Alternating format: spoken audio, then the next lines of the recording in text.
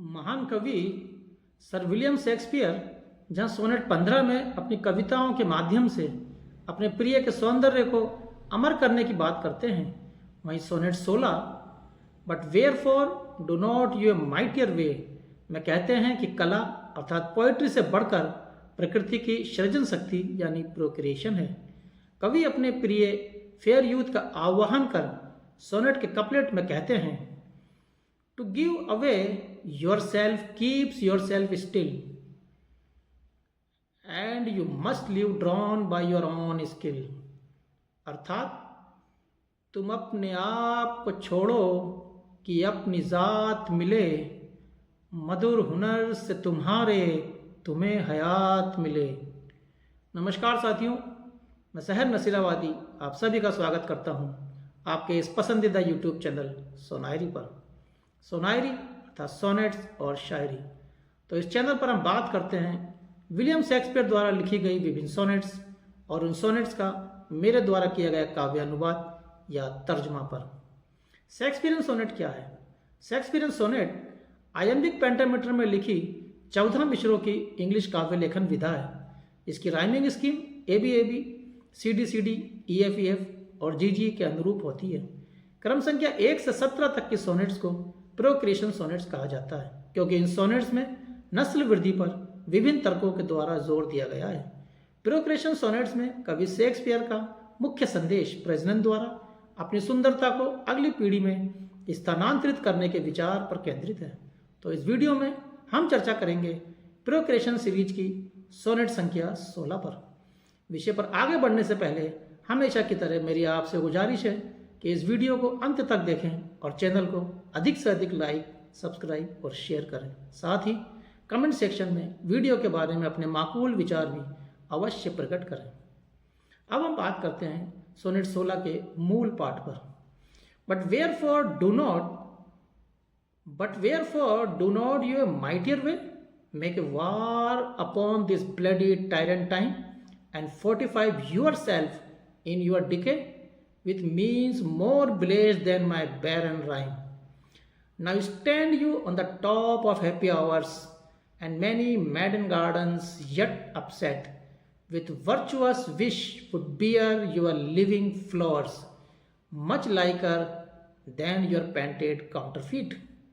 So should the lines of life that life repair, which this time's pencil or my pupil pen, neither in inward birth nor outer fear, can make you live in yourself in eyes of man.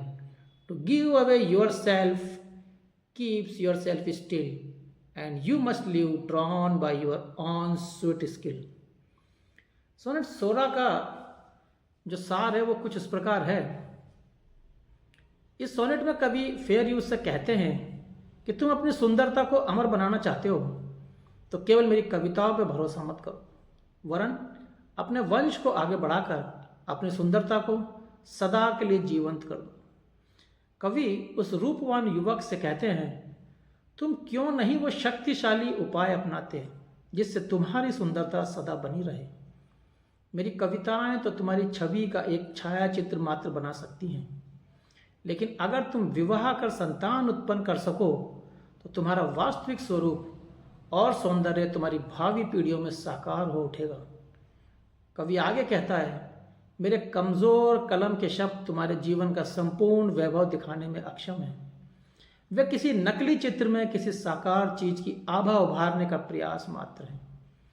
लेकिन अगर तुम अपना जीवित पुत्र छोड़ कर जाओ तो तुम्हारी वास्तविक सुंदरता समय के प्रभाव से कभी भी नष्ट नहीं होगी।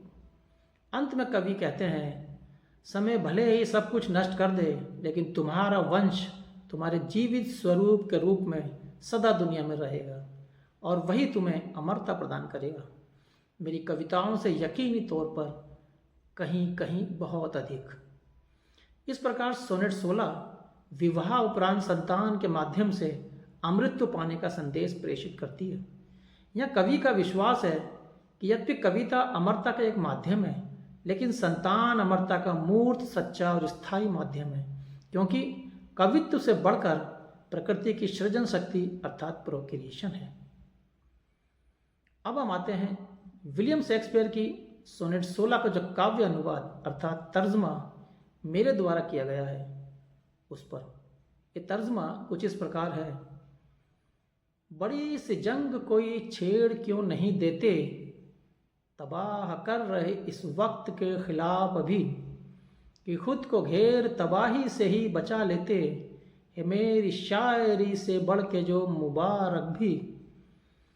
खड़े हुए हो खुशी के शिखर पे तुम बेशक, कई कुमार बगीचों के बागवान नहीं, खिलाओ फूल तुम्हें दे रहे खुशी से हक, तुम्हारी नक्ल के चित्रों में ऐसी जान नहीं, जो रेखा जिंदगी की जिंदगी दुरुस्त करे, समय की लेखनी में है न वो कलम में मेरी, बदन की रूह की जो खूबियों की बात करे, तुम्हें निगाह में जिंदा रखे जो लोगों की, तुम अपने आप को छोड़ो कि अपनी ज़ात मिले, तुम अपने आप को छोड़ो कि अपनी ज़ात मिले, मधुर हुनर से तुम्हारे तुम्हें हयात मिले, मधुर हुनर से तुम्हारे तुम्हें हयात मिले।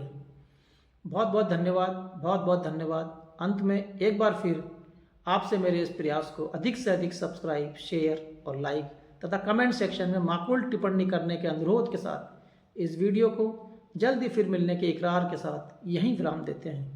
अपना और अपने अजीज़ों का ध्यान रखिएगा। शुक्रिया, मेहरबानी, इनायत, धन्यवाद।